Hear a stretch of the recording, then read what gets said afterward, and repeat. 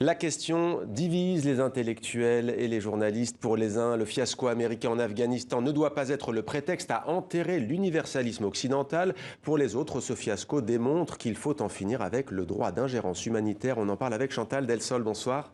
Soyez la bienvenue sur TV5 Monde. Vous êtes philosophe, écrivaine, auteur notamment du livre Le crépuscule de l'universel. C'est aux éditions du CERF. Avec nous également, sans doute l'un des journalistes français qui connaît le mieux l'Afghanistan, Jean-Pierre Perrin. Soyez le bienvenu sur TV5 Merci. Monde. Bonjour. Correspondant de guerre, spécialiste de l'Afghanistan et du Moyen-Orient, écrivain. Votre dernier livre a pour titre Une guerre sans fin, édition Payot et Rivage, édition sans fin. On précise, il s'agit de la Syrie pour le coup, une guerre sans fin, mais les comparaisons peut-être valent parfois. Slimane Zeguidon, notre éditorialiste également. Bonsoir, Slimane. Chantal Delsol, vous avez écrit il y a quelques jours une tribune dans le journal français Le Figaro, l'humiliation des Américains à Kaboul ou l'universalisme occidental à l'épreuve. D'abord, pour qu'on comprenne bien, pour vous, c'est quoi l'universalisme occidental? C'est notre conviction selon laquelle nos références, j'aime mieux parler de références que de valeurs, les valeurs c'est relatif, nos références seraient bonnes pour tout le monde, pour tous les hommes de la Terre, enfin j'entends par hommes et femmes, d'ailleurs dans le temps et dans l'espace. Et par conséquent, il nous faut apporter cette bonne nouvelle, voire aider à la réaliser. En fait, ça part des missions chrétiennes au départ. Hein. C'est devenu les droits de l'homme, mais au départ, c'était l'universalisme chrétien. C'était aller vers les nations et convertissez-les. Et pourquoi vous dites qu'il est à l'épreuve avec ce qu'on appelle désormais le fiasco, la déroute américaine? Parce qu'on s'est imaginé que ces références en question, par exemple la démocratie, les droits de l'homme, c'était comme des clés à molette, vous savez, qu'on prête à son voisin pour qu'il répare son garage. Mais ça ne marche pas comme ça. Ce sont des choses qui sont culturelles et qui, chez nous, nous en sommes complètement imprégnés. Et donc, si vous les passez à votre voisin, ça ne marchera pas parce que lui, il a d'autres références. Donc, en fait, je pense que nous péchons par impatience.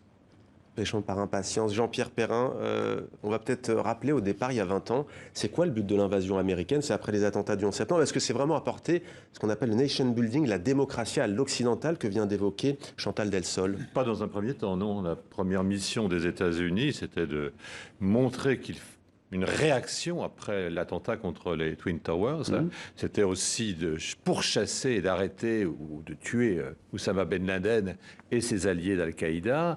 Et c'était enfin, comme la quête et la recherche la traque plutôt de Ben Laden a beaucoup tardé, puisqu'elle a quasiment 10 ans à le courir après sans réussir à l'attraper, eh bien, il a fallu faire quelque chose pendant ces 10 ans. Et alors, à ce moment-là, on a pensé au nation building, mais au départ, ce n'était pas dans l'ambition du président Bush de cette époque. D'ailleurs, il a totalement démenti le fait qu'il voulait faire du nation building en Afghanistan. Mais après, le nation building s'est imposé. Il fallait bien faire quelque chose pour maintenir une présence occidentale en Afghanistan. Et puis, quant aux pays européens, nous ne voilons pas la face. Ils sont venus parce que les Américains leur ont demandé, ils n'avaient pas forcément la volonté d'y aller. Ils ont été comme supplétifs de l'armée américaine. Ils s'y sont enlisés comme l'armée américaine.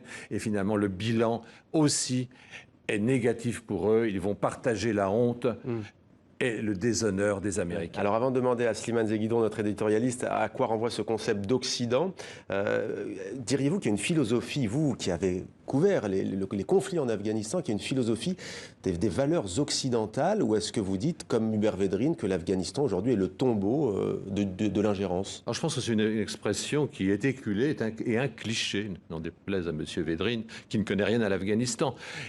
Non, c'est pas le cimetière des empires. Non, parce que tout simplement, l'Afghanistan aussi a envahi. Elle a envahi au cours des siècles à de multiples fois l'Inde, l'Iran, par exemple. Et puis, finalement, des envahisseurs ont parfaitement réussi en Afghanistan. Je vais citer simplement l'empereur Babour, qui s'y est installé, qui s'y est trouvé bien, au point qu'il a voulu y être enterré, et qui a fondé l'empire moghol depuis, finalement, Kaboul. Avant lui, Alexandre le Grand, dont la civilisation a perduré pendant plusieurs siècles.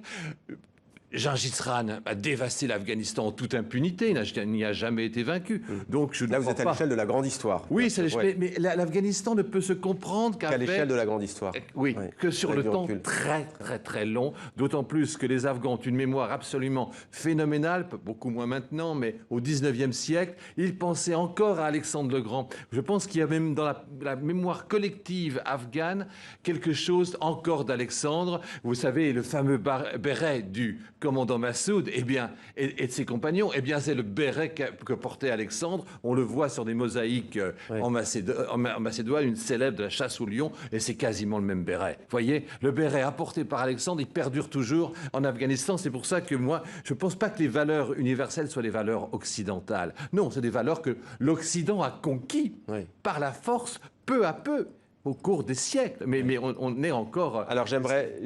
Quand on a vu, excusez-moi, juste pour conclure, quand Trump est arrivé au pouvoir, on voit bien que ces valeurs universelles, elles ont failli sous son mandat. Il ne va plus parler de droits de l'homme, plus de justice. Je pense à Guantanamo notamment et à la torture. On imagine peut-être une image pour fêter le départ de l'armée américaine. Vous allez voir, les talibans ont simulé des funérailles avec des faux cercueils recouverts, si l'on peut dire, avec toutes les pincettes des drapeaux occidentaux, français, américains et britanniques. Slimane, je me tourne vers vous. Le drapeau de l'OTAN, aussi de l'Alliance Atlantique. Slimane, l'Occident, comment le définiriez-vous ?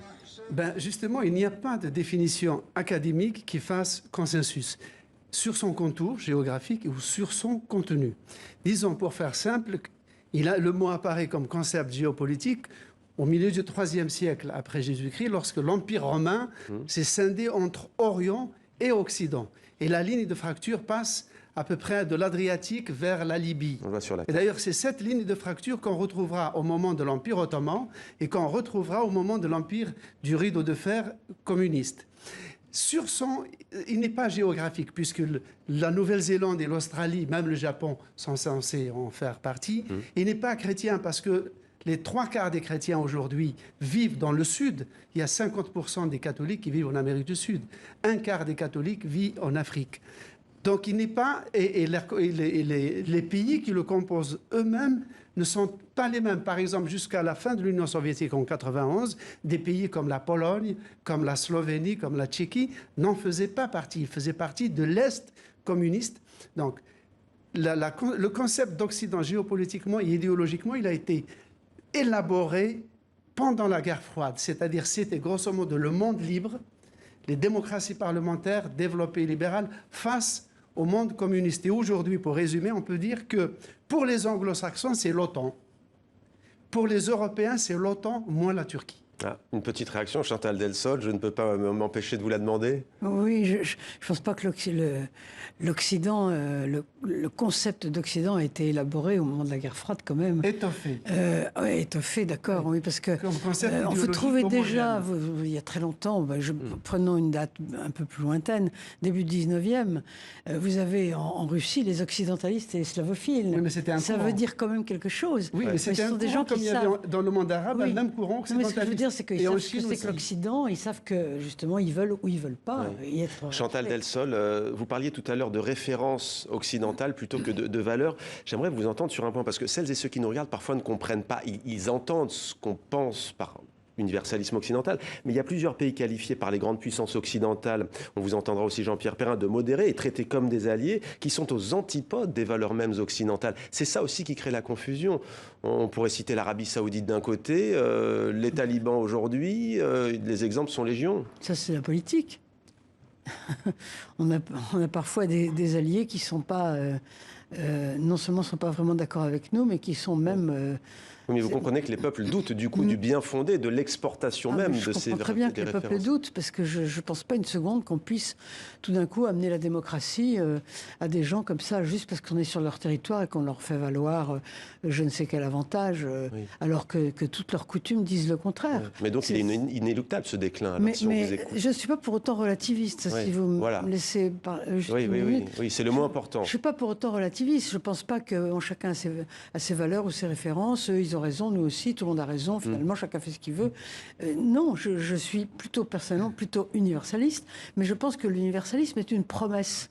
C'est pas un programme. C'est pas un programme qu'on apporte aux Afghans ou ailleurs en disant voilà ce que vous devez faire pour. Non, c'est pas du tout ça. C'est une promesse. Donc à la limite, c'est métaphysique. C'est un idéal.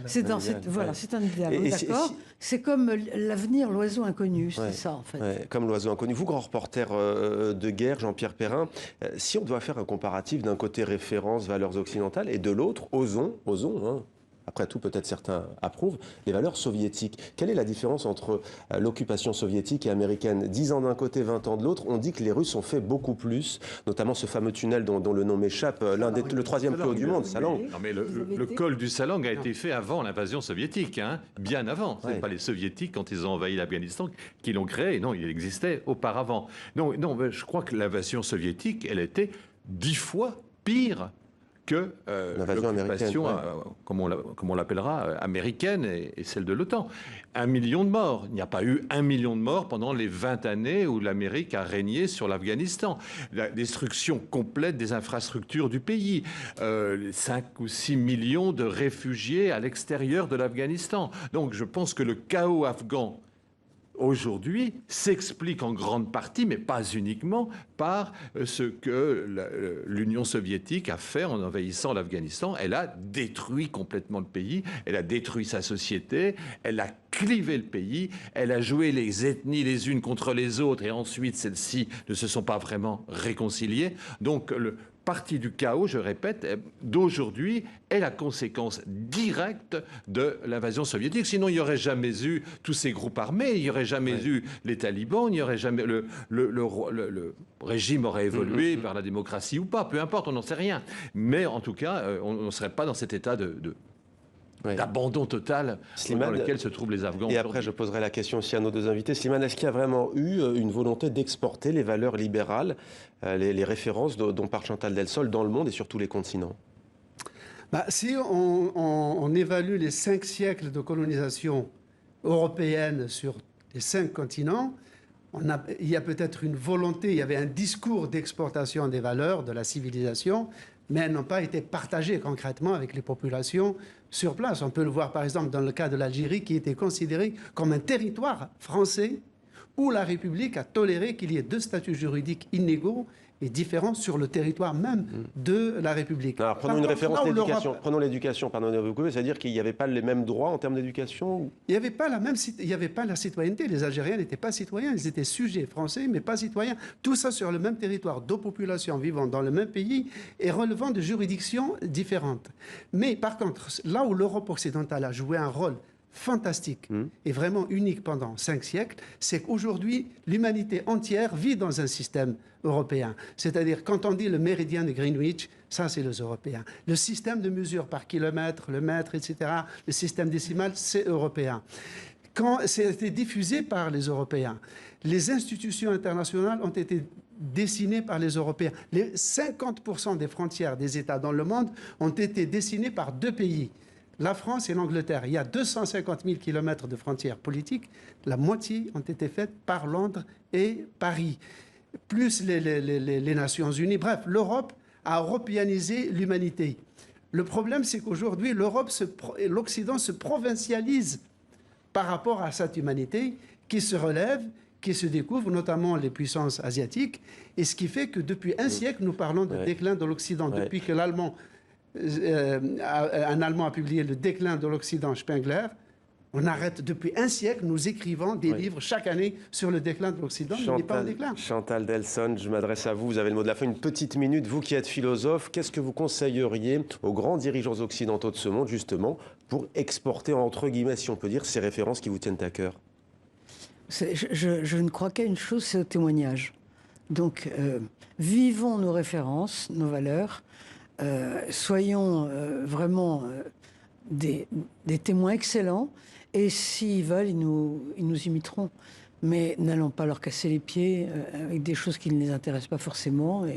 Merci beaucoup Chantal Delsol d'avoir répondu à nos questions. Merci Jean-Pierre Perrin. Merci. Et merci Slimane d'avoir été avec nous. Tiens,